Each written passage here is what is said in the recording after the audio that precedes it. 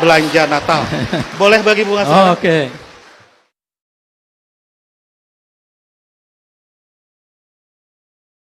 Guinness Record.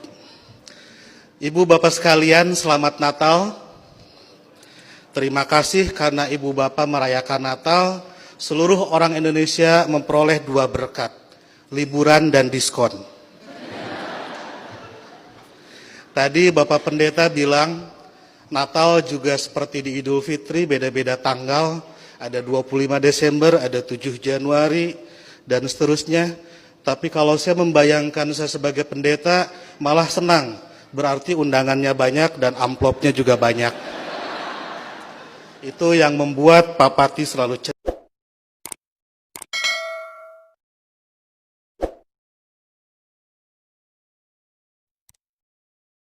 Guinness Record.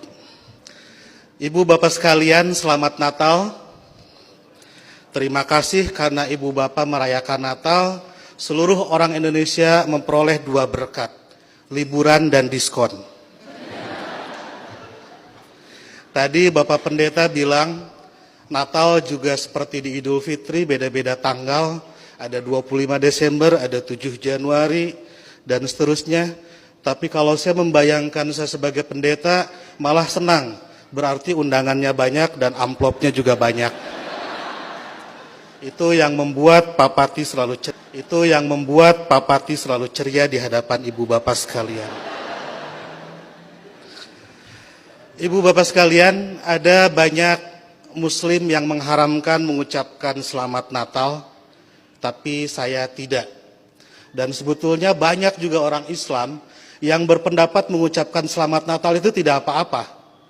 Tapi mungkin yang datang ke gereja dan langsung mengucapkan hanya sedikit, salah satu di antaranya saya. Seperti dalam Alkitab, banyak yang terpanggil tetapi sedikit yang terpilih.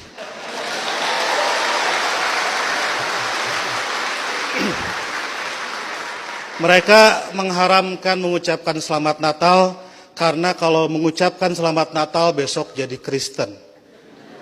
Saya tiap 10 November mengucapkan selamat Hari Pahlawan, besoknya saya tidak jadi Avengers. Minggu lalu saya mengucapkan selamat menikah kepada teman saya yang hajatan, besoknya saya tidak jadi pengantin.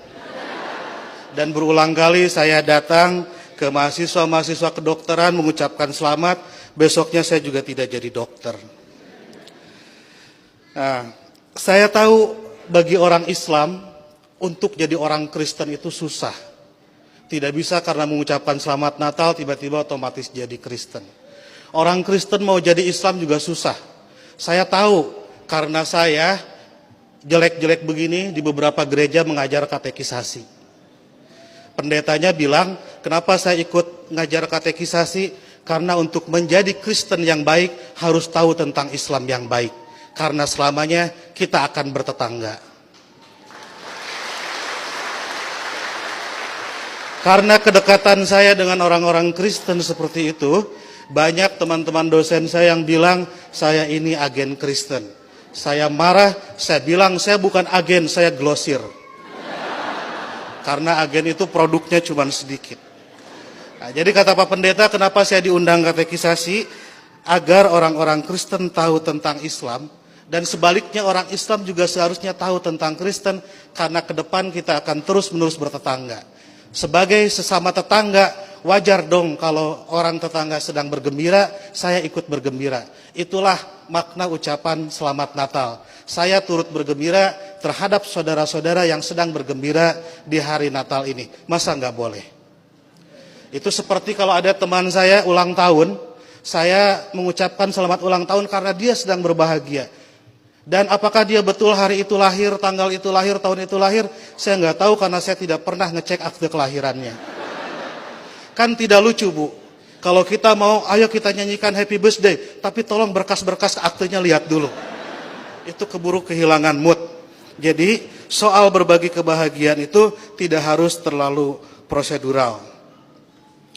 Nah, lebih dari itu, saya menganggap orang-orang Kristen itu partner saya, mitra saya dalam melakukan kebaikan.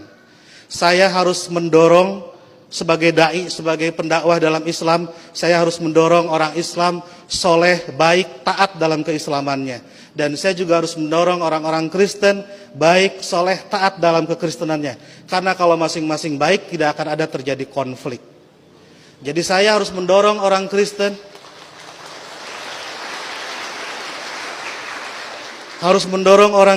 agar baik dalam kekristenannya, karena kalau orang Kristen di sekitar saya jahat, saya pasti korbannya.